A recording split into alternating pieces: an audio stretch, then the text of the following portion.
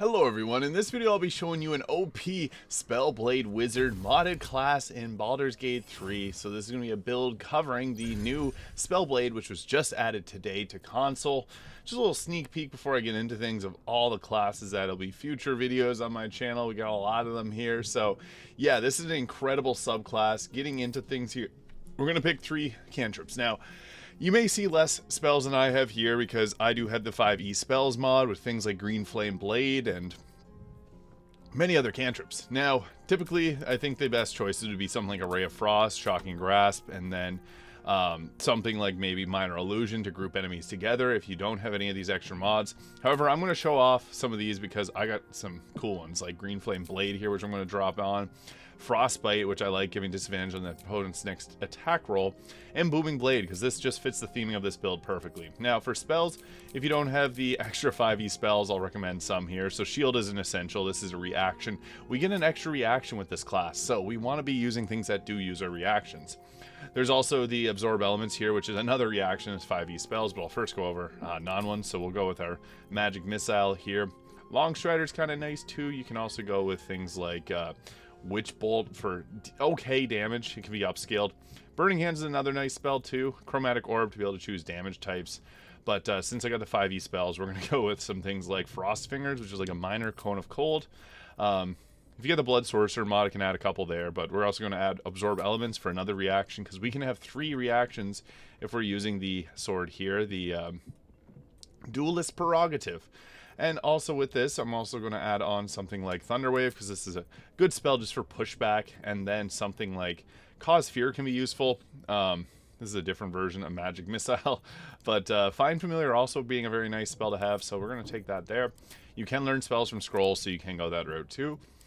Now, we're going to want Dexterity weapons, because one thing that this class excels in is using Dexterity weapons. So 16 Dex, 14 Constitution, 16 Intelligence, 10 Wisdom, 10 Charisma, and then skill proficiencies in your choice there of those. So with this build, we do have the ability to, I guess I'll go over all this at the end, but it even makes sense to take a level of Fighter at the start of this, just so that we get the weapon proficiencies as well as armor proficiencies and Constitution saving throw proficiencies. So I'd recommend going that route, but I just want to get right into things to show you guys this build. Now, at level 2, we get to choose our Spellblade. There's also a Blade Singer, which is a fun subclass, but the Spellblade. This gives us the Mind's Eye, so your opportunity attacks are made with advantage. Automatically attack an enemy moving within your reach, using a reaction to attack, and we get an extra reaction per turn. This is huge. We also have the Finesse Parry weapon, so whenever wielding a weapon that's not wielding a shield, you can use your reaction to parry the next weapon attack, reducing the damage by wizard level equal to your wizard class level. So, very effective. We also get Swift Magic Weapon, so infuse a weapon with arcane energy. The weapon becomes magical, receiving a +3 to attack and damage rolls. So very nice, giving us that advantage early on in the game. Now for spells that we're going to take, really up to your choice. Since we can learn these from scrolls, it's not extremely useful to take anything in particular, except for like a Magic Missile or something like that. Chromatic Orb also being pretty useful too. So we're going to go with that for our spell slot selection. And you can also swap out and put on the Thunderwave there if you'd like. Now with this, we also get quite a great spell slot selection at level 2. Scorching Ray being a fun one for fire damage. Hold Person is nice since we do martial spell casting. We can cast this, then go in and attack, getting a critical hit on our attack. Because at level 6, we'll be able to cast a spell and attack in the same turn using a bonus action. So we're going to take something like that. Misty Step also being quite nice. And Rhyme's Binding Ice is... I really like this because it reduces the enemy's movement speed to 0 so that you can just like freeze them in place and then go and attack them. But Hold Person does the same thing but also sets up your other teammates. So we'll go with that there.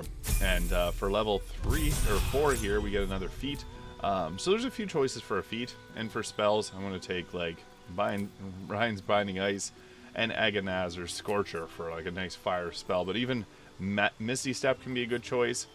Melf's Acid Arrow, not bad as well. Phantasmal Force for some psychic damage. So we're going to take that there, and we'll put on Rhyme's Binding Ice. And then for our feat, we're going to take an ability improvement score, take the intelligence up. Alert is another great choice.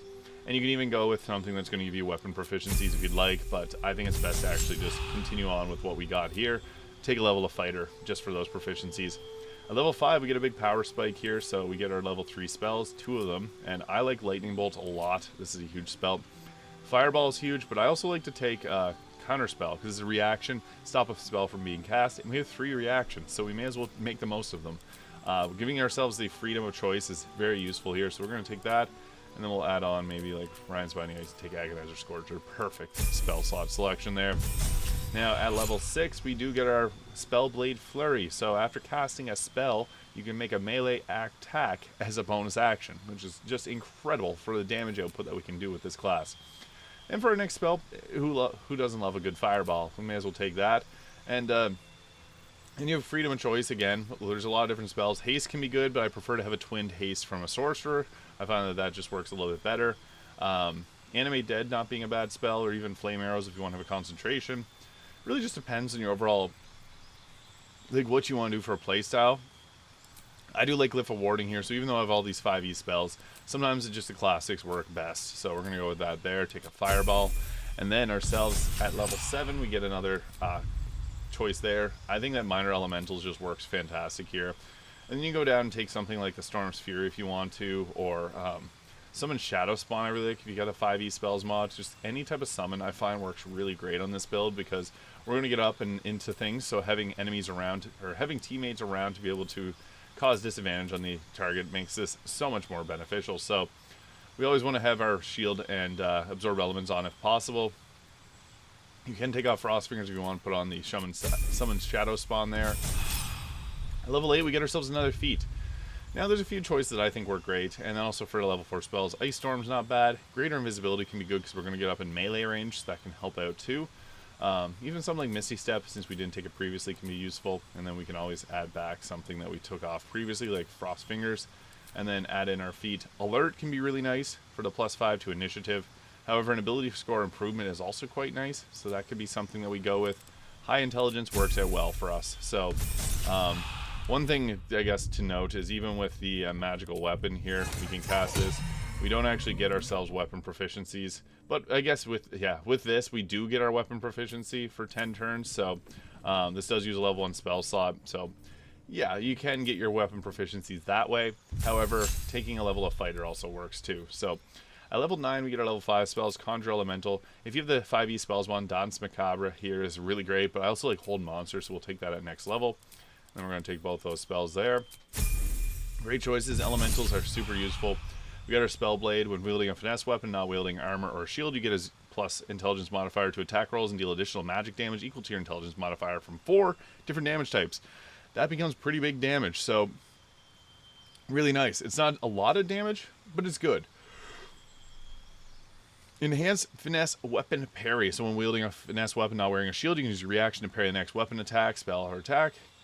So again, not wearing a shield. We also got the benefits of the Duelist Prerogative there, which is now a magical weapon glowing there. It looks cool. For our next leveled spells, we'll take Danse Macabre there, and then we can even go back to something like Cone of Cold being one of my preferred ones. I just really like Cone of Cold. The damage range on that is incredible, so we'll take all of those spells there. And then for our next level, we get ourselves a level 6 spell. So Circle of Death being a fun one. Wall of Ice and Odaluk's Freezing Sphere being two of my favorites because I just love any type of cold damage spell. We can even go with like a Summon Elemental level 4 spell. I'm trying to find a specific one here. There is a very powerful transformation there. It is Tensor's Transformation.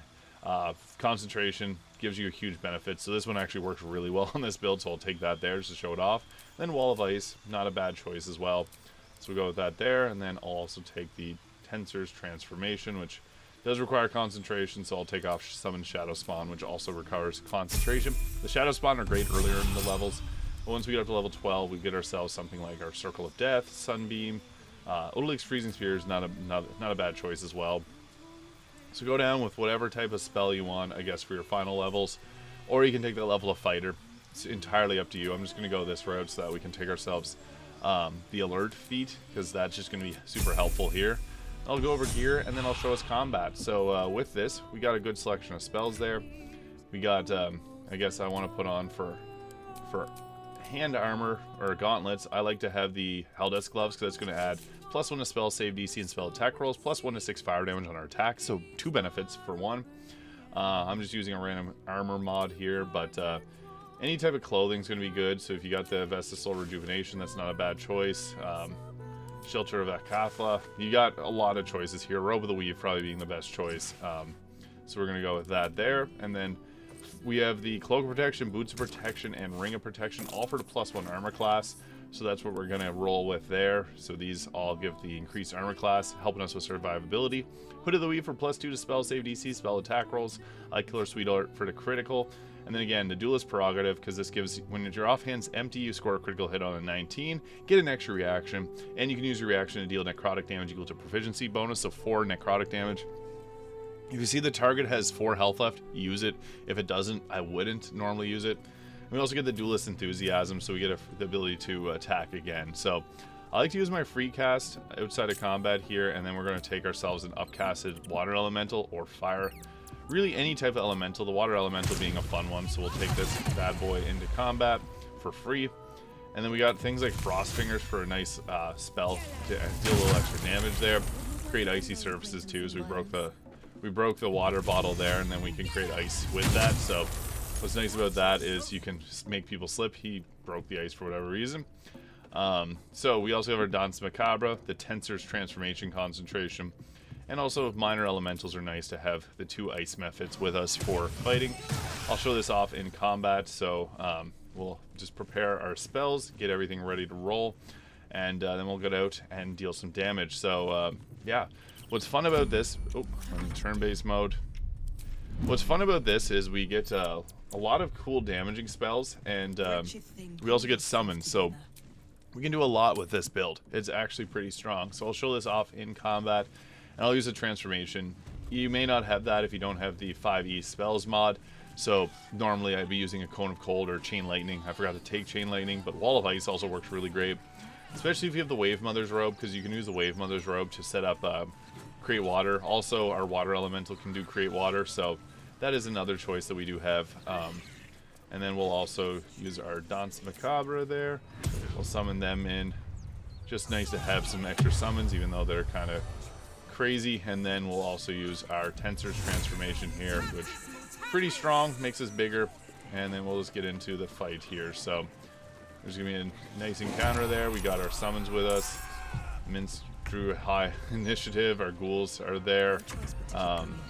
So typically what we want to be doing is we got, I guess, we can start the fight off here. I can't cast spells when I'm in the Tensor's Transformation, but advantage on attack rolls, deal an initial 2d12 of force damage with weapon attacks, proficiency with all weapons and armor. So then we can just go ahead and like attack with our bow and stuff like that there. So while this is like, yeah, you can see there, like a lot of extra damage, 2d12 force in addition. So this pretty strong. We'll attack there with our bow. Luck of the Far Realms. So we'll get a critical hit off, and that took them out. So yeah, what's nice with the Spellblade is you don't even have to fight with your sword. I guess our ghouls are probably going to attack us. They just may run around. We'll see. We'll see what the ghouls are up to. The Danse Macabre you can get in the game with the if you have the Necromancy of Thay, so that is another choice. They're probably going to attack us because we're in the way. Oh no, they seem to be doing their own thing. And then we got our Water Myrmidon here. What's nice with the Water Myrmidon is it can set up, if you use Healing Vapors, this can heal you and also will apply water to the enemy, so it's pretty good. And then you can also use dashes, and there's also the Elemental Warp. One of the nice things about the Myrmidons is they can teleport around and also then use the like Healing Vapors to apply water to a huge area. So you can see here, I guess that didn't affect with the water. He's wet though, so we got water applied to one target, and then we can just set them there. We got our ice methods too, which can deal ice damage, so that's another nice thing about that is they got the chromatic orbs. Unfortunately not enough movement speed, so that's unfortunate. And then our low initiative ghoul jumping around. So yeah, they're doing their thing there, but we'll just wait for them to come out and attack. They may attack the Water Myrmidon there, but yeah, that's fine. That's totally alright with me. The nice thing about the Myrmidons is they tank for us, so the Wizard not being a very tanky class, we do get some extra tankiness from having these summons around because they'll take hits for our team. So that is a nice thing about them. And unfortunately, I can't even hit them there. So that sucks. We're probably going to get Darkness cast on us. that poor person looks like they're in rough shape. And yeah, Sonic Backlash, yeah, they're trying to hit it on my Water Myrmidon. That's fine. I'll go up there, I guess Minsk first, and then I'll get into play here. So what's nice about this is then we can also go in and deal like a Cone of Cold. I guess we have our... We aren't able to attack there because we have the...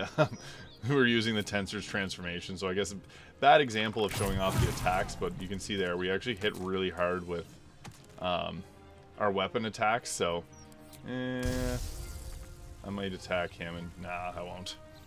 We also can use like if I had a Misty Step. I didn't have Misty Step prepared. Or I do, yeah. I guess I can't cast it because I have the Tensor's transformation, unfortunately. But yeah, we also get an extra attack with this, so that's a cool thing about that. I guess I'll attack him with that.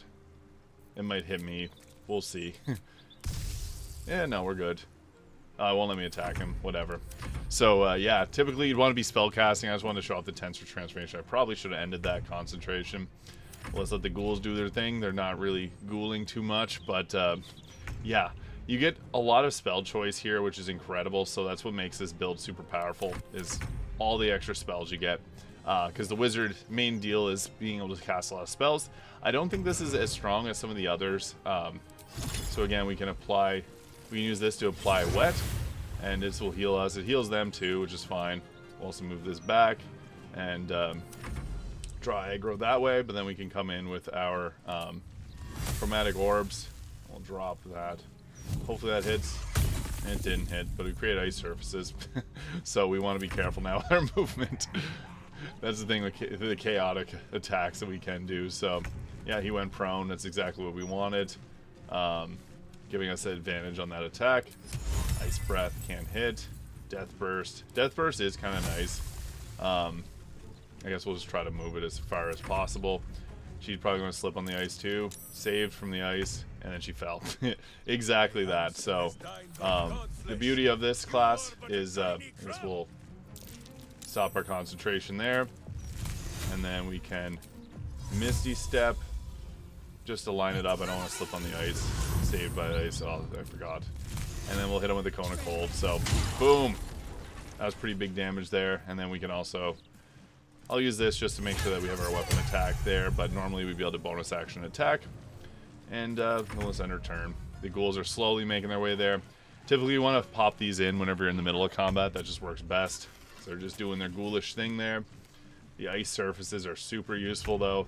That's why I really enjoy playing around with anything ice related, because you can get the enemy prone multiple times like that. So it's huge, very, very useful. That's why the Water Myrmidon is so fun to play around with, because you can just have him elemental warp.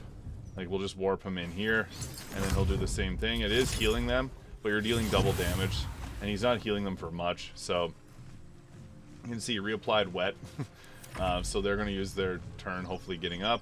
Or maybe we can even hit him with a Death Burst, maybe, or just a Frost Breath.